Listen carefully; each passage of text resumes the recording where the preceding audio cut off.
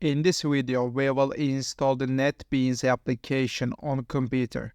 Go to the NetBeans website. I added the link to the site in the video description. Click the download button. Select the zip option.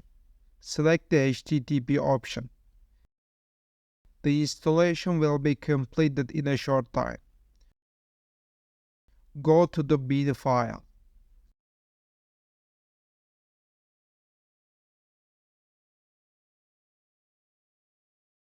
Run the application.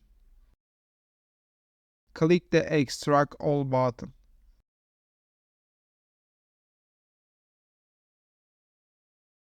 Go to the extracted file.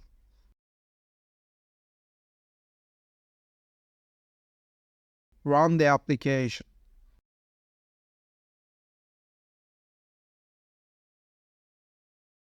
Let's create an application.